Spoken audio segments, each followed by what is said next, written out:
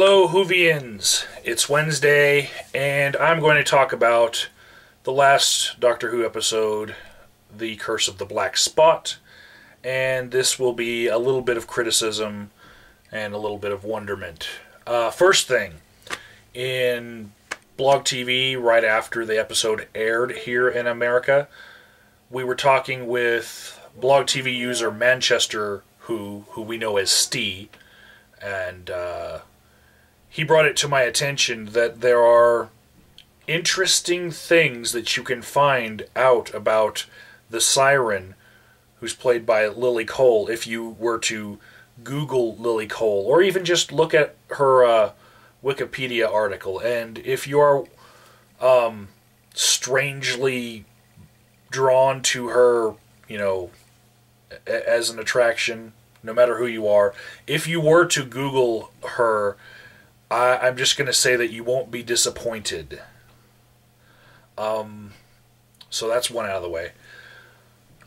Second thing. Kind of a plot hole in the Curse of the Black Spot. Not that big, but the pirate that the boy cuts with the sword in the powder room kind of disappeared from the story until we see him on a sick bay, and I wish they would have stretched the episode a little bit longer and had a scene where Lily Cole gets to zap him into the sick bay, as it were.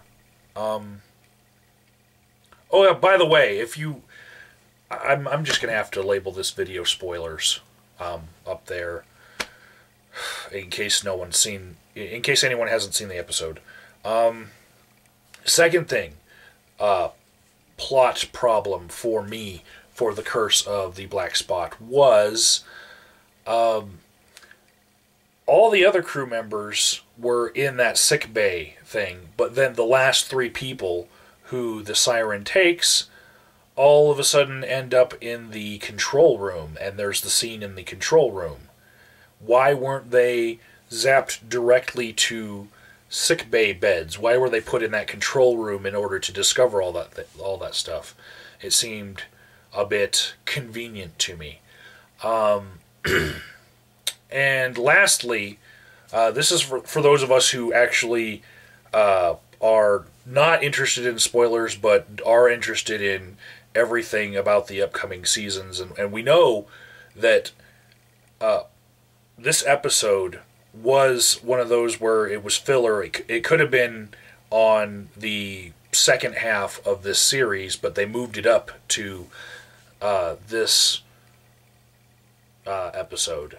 And on the final scene, once again we see the Doctor looking at the scanner, and we see whether or not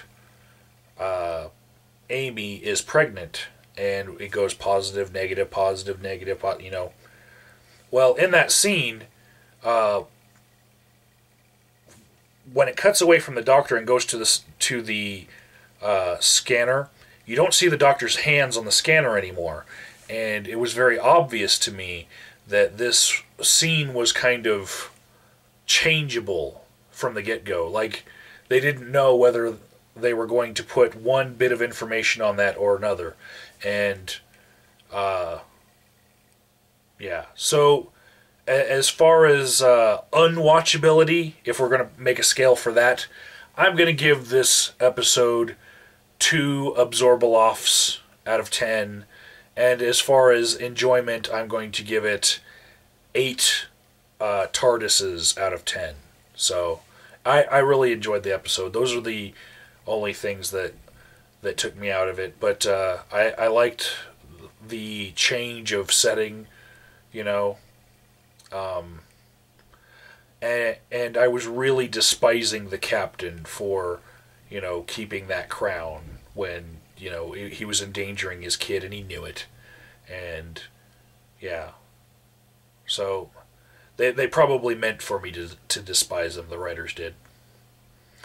So, coming up, Alan had some things about an interview with the Moff, Stephen Moffat, that he wanted to talk about in he is just he's all amped up about this interview that the Moff had, where the Moff was attacking people who leaked some spoilers. So we're going to get a special installment of Whovians USA from Alan pretty soon, probably by the end of the week. And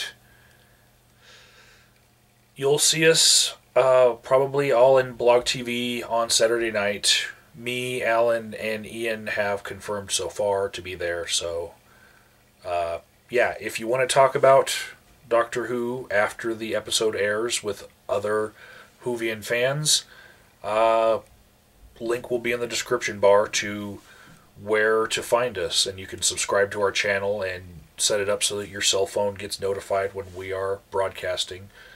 And we will also throw up a notice right before we go live. So that's all for today, and thank you for watching. So it's now May 11th where I live now, and it's hailing in May.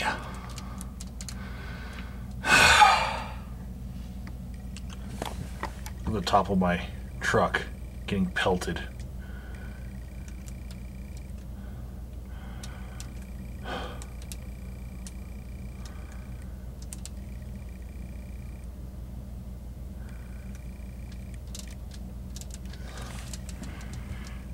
Bouncing off the window here too.